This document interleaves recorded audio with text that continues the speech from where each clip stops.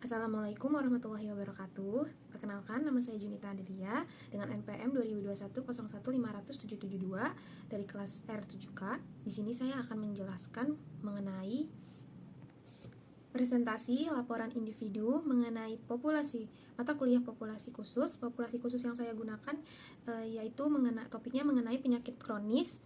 Penyakitnya ini hipertensi atau darah tinggi. Untuk profil kliennya ini namanya itu bernamakan Sulaiman Agus, tepat tanggal lahir Jakarta 6 Mei 1969, dengan jenis kelamin laki-laki, golongan darah B, yang beralamatkan di Jalan Kecapi 4 nomor 5, dengan tinggi badan 160 cm, berat badan 65 kg, dan usia 55 tahun. Kerjanya sudah pensiun. Untuk deskripsi keadaan keluarganya, keluarga klien yang menjadi objek populasi khusus memiliki keluarga yang lengkap, yang terdiri dari seorang ayah sebagai seorang klien ini yang telah pensiun dari pekerjaannya dan memiliki 2 orang anak dan istri. Anak pertama laki-laki yang sudah bekerja dan anak perempuan yang sekarang masih berkuliah semester 5 di salah satu universitas di Jakarta. Meski klien sudah pensiun sebagai kepala keluarga yang masih menafkahi keluarganya, terutama membiayai pendidikan anak perempuannya, memenuhi kebutuhan keluarga dan menopang kebutuhan rumah tangga secara keseluruhan. Hipertensi atau darah tinggi yang dideritanya mengharuskan klien untuk menjalani perawatan kesehatan seperti rutin ke dokter, mengkonsumsi obat-obatan secara rutin, dan menerapkan gaya hidup sehat.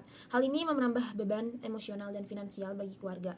Istri sang klien selain mengurus rumah tangga juga memberikan dukungan moral dan perhatian ekstra kepada suaminya, dan ia mungkin turut membantu mengelola pola makan sehat untuk keluarga sesuai dengan kebutuhan sang ayah. Keluarga ini menghadapi tantangan dalam mengelola keuangan dan kesehatan. Kehadiran hipertensi pada ayah menjadi pengingat untuk seluruh keluarga agar lebih memperhatikan kesehatan bersama, seperti mengurangi stres, menjaga pola makan, dan beraktivitas fisik secara rutin. Keharmonisan dan solidaritas antara anggota keluarga menjadi kunci untuk menghadapi kondisi ini. Keluarga yang mendukung penuh keadaan sang ayah serta memberikan semangat untuk kesembuhan sang klien. Selanjutnya, deskripsi diri. Latar belakang klien menjadi populasi khusus. Klien merupakan seorang kepala keluarga yang berperan sebagai seorang ayah sekaligus sebagai seorang suami. Klien yang dulunya masih bekerja di kantoran di salah satu perusahaan swasta sebagai karyawan swasta yang biasanya itu berangkat dari setiap hari Senin sampai Jumat dari pukul 7 sampai jam 5. Sekarang klien ini merasakan sebuah perubahan drastis di dalam kehidupannya, yaitu di mana klien sudah tidak bekerja di kantoran. Klien yang sudah lama bekerja di kantoran dan selama kurang lebih sudah mengabdi di sebuah perusahaan tersebut selama 30 tahun dan terbiasa bekerja sehingga sekarang merasakan tidak bekerja, merupakan suatu perubahan drastis yang dirasakan oleh klien. Klien yang awalnya tidak menyadari dirinya menderita hipertensi karena tidak merasakan gejala yang membuat dirinya ini merasakan bahwa mengalami darah tinggi. Ketika saat klien menjalani pemeriksaan kesehatan menjelang akhir masa jabatannya, klien didiagnosis mengalami tekanan darah tinggi dengan hasil pengukuran saat pengecekan di rumah sakit yakni 162/94. Berdasarkan hasil diagnosis dokter, hipertensi klien dipengaruhi oleh faktor genetik dari sang ayah atau sang kakek, atau dari ayah tersebut memiliki seorang ayah, lalu kakeknya ini memiliki keturunan darah tinggi. Meskipun klien selama ini menjaga pola makan dengan baik dan jarang mengkonsumsi makanan di luar rumah, dokter juga menyatakan bahwa kebiasaan mengkonsumsi makanan asin menjadi salah satu penyebab kondisi ini. Meskipun klien merasa telah berusaha mengontrol pola makan, selain itu, hipertensi ini membutuhkan pengobatan jangka panjang, termasuk konsumsi obat secara rutin seumur hidup untuk mencegah komplikasi serius, seperti penyakit jantung, stroke, atau kerusakan organ lainnya. Ketika klien mengetahui dirinya menderita hipertensi dan harus bergantung pada obat-obatan, ia mengalami ketakutan yang sangat besar, terutama terhadap kemungkinan kematian. Ketakutan ini menimbulkan stres berat yang hampir mengarah pada depresi. Klien menjadi sering merenung, merasa cemas berlebihan, dan sulit fokus pada kegiatan sehari-hari. Untuk mengatasi ini, dokter memberikan resep obat penenang agar klien lebih tenang dalam menghadapi situasinya. Secara keseluruhan, kondisi klien memerlukan perhatian menyeluruh, baik dalam aspek medis maupun psikologis. Pendampingan emosional dari keluarga atau konselor serta edukasi mengenai hipertensi atau darah tinggi ini dan pengelolaannya sangat penting untuk membantu klien menjalani hidup dengan lebih tenang dan tetap produktif. Lalu selanjutnya ada prognosis dan diagnosis klien. Prognosisnya yaitu ada yang pertama ada medis. Keadaan sekarangnya klien mematuhi aturan pengobatan seperti cara minum obat secara teratur, mengurangi konsumsi garam, dan menjalani pemeriksaan rutin. Dan yang akan datangnya menjaga pola hidup sehat agar tekanan darahnya tetap terkontrol dan resiko seperti stroke, jantung, atau kerusakan ginjal bisa diminimalisir. Kebutuhan konsumsi obat seumur hidup harus diterima sebagai bagian dari pengelolaan kondisi kronis yang dideritanya.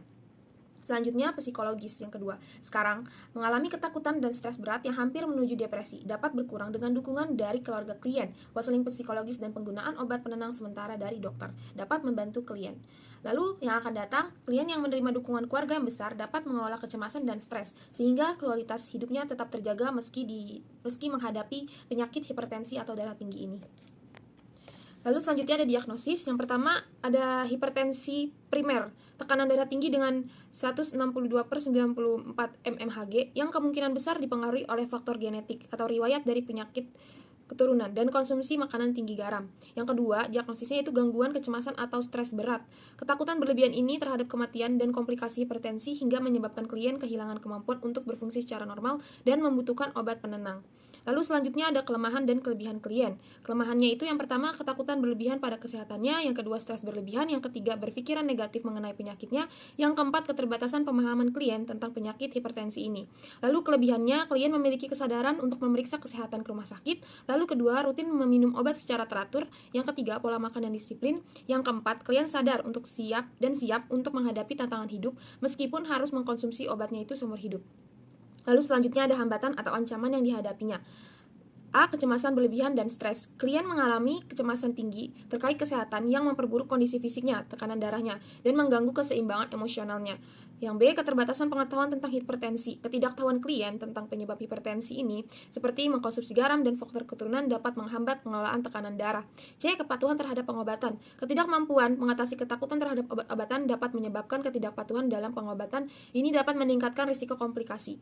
Lalu selanjutnya ada D. Dampak psikologis yang meningkat. Stres dan kecemasan yang berlarut dapat berkembang menjadi depresi, bahkan dapat memperburuk kondisi psikologis maupun fisik. Lalu ada faktor keturunan yang tidak bisa diubah. Faktor genetik yang berkontribusi terhadap hipertensi tidak dapat diubah, meskipun gaya hidup sehat diterapkan. Keterbatasan sosial dan dukungan keluarga. Kurangnya dukungan emosional dari keluarga dapat memperburuk kecemasan dan stres klien, dapat memperburuk kesehatan mentalnya pula. Keterbatasan kemampuan mengelola stres. Ketidakmampuan mengelola stres dapat menyebabkan pola pikir negatif yang memperburuk hipertensi dan mengurangi efektivitas pengobatan. Lalu selanjutnya ada peluang yang diketahui dan dicoba klien. A. Pemeriksaan kesehatan rutin. Klien menyadari pentingnya memeriksa kesehatannya secara rutin yang membantu deteksi penyakit hipertensinya. Lalu yang B, klien menjaga pola makan dengan disiplin, menghindari jajanan dan memilih makanan sehat. Klien benar-benar menghindari makanan kemasan, dan makanan asin yang dapat memicu darah tinggi tersebut. Lalu yang C, klien rutin berkonsultasi dengan dokter untuk pengobatan antihipertensi setiap sebulan sekali di rumah sakit secara rutin. Lalu yang D, dukungan emosional yang didapatkan oleh klien, dukungan emosional dari pihak keluarga. Lalu yang E, edukasi tentang hipertensi. Klien di sini dapat mencari tahu lebih untuk memahami hipertensi dan cara mengelola mengenai penyakitnya, serta klien dapat mencoba perubahan gaya hidup yang sehat. Lalu yang F, mencari kegiatan positif. Klien ini mencoba untuk mencari kegiatan baru seperti klien mencoba rajin berolahraga, serta dapat mencari uang melalui jual beli motor. Lalu selanjutnya ada layanan konseling yang saya lakukan saat observasi. Yaitu yang pertama ada konseling kognitif perilaku atau CBT. Tujuannya ini dapat membantu klien mengidentifikasi dan mengubah pola pikir negatif yang berkaitan dengan kecemasan dan ketakutannya terhadap penyakit tersebut. Cara-cara yang saya lakukan yaitu mengidentifikasi pikiran dan keyakinan negatif yang memicu kecemasan. Selanjutnya, membimbing klien untuk mengganti pikiran cemas dengan pikiran yang lebih rasional dan realistis. Selanjutnya, mengajarkan keterampilan coping seperti teknik relaksasi dan pemecahan masalahnya. Manfaat dari teknik tersebut yaitu dapat mengurangi kecemasan dan ketakutan yang berlebihan terkait penyakitnya, dapat meningkatkan kemampuan klien untuk menghadapi stres secara lebih adaptif. Lalu selanjutnya ada meningkatkan kesejahteraan mental klien dengan mengganti pola pikir yang destruktif menjadi lebih positif. Lalu, ada konseling kedua yang saya lakukan yaitu psikoedukasi. Tujuannya ini memberikan klien pemahaman yang lebih baik mengenai kondisi medisnya dan bagaimana cara mengelola hipertensi secara lebih efektif. Cara-caranya itu dengan memberikan informasi medis yang jelas tentang penyebab hipertensi ini termasuk faktor keturunan dan kebiasaan makan. Lalu selanjutnya menjelaskan pentingnya pengelolaan gaya hidup sehat termasuk diet, olahraga, dan konsumsi obat. Lalu selanjutnya memberikan pengetahuan tentang pengolahan stres dan dampaknya terhadap tekanan darah. Lalu untuk manfaatnya, klien lebih memahami kondisi medisnya dan peran gaya hidup sehat dalam pengelolaan penyakit darah tinggi tersebut. Lalu klien lebih disiplin dalam mengikuti pengobatan dan kebiasaan sehat yang disarankan, mengurangi kecemasan karena klien merasa lebih siap untuk untuk menghadapi kondisi kesehatannya dengan pengetahuan yang lebih baik. Lalu ada konseling yang ketiga, yaitu emosional. Di sini tujuannya itu agar membantu klien mengatasi kecemasannya, stresnya, dan perasaan negatif terkait penyakit yang dideritanya. Cara yang saya gunakan yaitu menggunakan teknik wawancara untuk membantu klien mengekspresikan perasaan dan stres yang dirasakannya, mengidentifikasi sumber stres dan memberikan alat untuk mengatasi perasaan cemas. Lalu saya mengajak klien untuk melakukan teknik relaksasi seperti pernapasan dalam atau meditasi. Manfaatnya ini mengurangi tingkat kecemasan dan stres yang berlebihan, membantu klien meningkatkan kesejahteraan emosional dan mentalnya, memberikan klien keterampilan dalam mengelola perasaan cemas dan menghadapi situasi sulit secara lebih tenang. Lalu yang keempat dan terakhir, konseling dukungan keluarga, yang dimana tujuannya ini dapat memberikan dukungan emosional dari keluarga untuk membantu klien mengatasi tantangan yang dihadapi akibat penyakit dan kecemasannya. Caranya itu mengedukasi anggota keluarganya mengenai hipertensi dan dampaknya pada klien. Lalu mendorong komunikasi. Lalu yang terakhir, melakukan konseling keluarga, di mana tujuannya ini agar konseling ini dapat berjalan dengan baik. Itu tujuannya dengan memberikan dukungan emosional dari keluarga agar keluarga dapat membantu klien untuk mengatasi tantangan yang dihadapi akibat penyakit dan kecemasannya ini. Cara-cara mengedukasi anggota keluarganya ini dengan mengedukasi mengenai penyakitnya ini dan dampaknya pada diri klien, mendorong komunikasi yang terbuka antara keluarga mengenai kecemasan dan kebutuhan emosionalnya, membantu keluarga untuk memberikan dukungan yang lebih efektif dan memahami perasaan klien. Lalu untuk manfaatnya, meningkatkan dukungan emosional yang diterima klien dari keluarga, mengurangi perasaan terisolasi dan memperkuat hubungan keluarga, meningkatkan kualitas hidup klien dengan dukungan sosial yang lebih baik. Lalu untuk evaluasinya yakni CBT. Yang pertama itu kegiatan konseling CBT, yaitu klien mengenali dan mengubah pola pikir negatif serta lebih mampu mengelola stres. Lalu untuk negatifnya, kesulitan awal dalam mengubah pola pikir perlu waktu untuk menguasai keterampilan CBT. Lalu untuk rekomendasinya, konseling berkelanjutan dengan latihan dan evaluasi pemikiran secara berkala.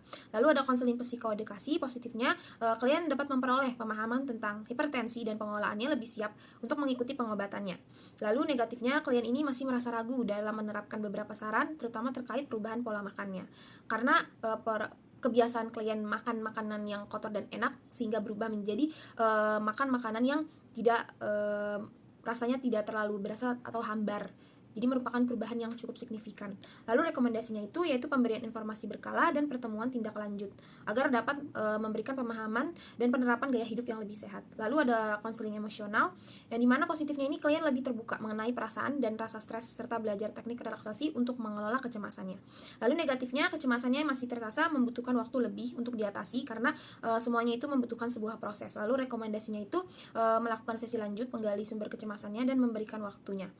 Lalu ada konseling keluarga, yang dimana positifnya ini keluarga ini mulai memberikan dukungan emosional, mulai menumbuhkan rasa kesadaran mengenai permasalahan yang dialami oleh klien, dan sehingga meningkatnya komunikasi yang efektif dalam hubungan keluarga tersebut. Lalu negatifnya, keluarga mungkin masih bingung cara mendukung klien dalam situasi stres, karena situasi yang dialami oleh klien ini merupakan di mana klien ini merasakan stres dan sampai ke tahap depresi, karena di saat klien mengetahui penyakitnya tersebut, klien merasakan klien terkadang merasa cemas, takut, khawatir mengenai penyakitnya tersebut. Lalu kadang klien itu bengong dan bingung, sehingga respon keluarga pun juga merasakan kebingungan dan hanya bisa memberikan dukungan-dukungan positif kepada klien agar klien tetap semangat untuk menjalani proses-proses dalam menghadapi sebuah penyakit tersebut. Lalu selanjutnya ada rekomendasinya, yaitu konseling lebih lanjut dengan keluarga untuk meningkatkan komunikasi dan pemahaman mengenai hipertensi jika diperlukan tindak lanjut yang lebih dalam lagi. Lalu untuk kesimpulannya, yaitu konseling menunjukkan kemajuan positif dalam aspek psikologis dan medis. Namun perlu dilanjutkan secara berkelanjutan untuk perubahan pola pikir, pengolahan stres, dan gaya hidup sehat. Tindak lanjut secara rutin sangat penting untuk keberhasilan jangka panjang. Sekian saya ucapkan, terima kasih. Wassalamualaikum warahmatullahi wabarakatuh.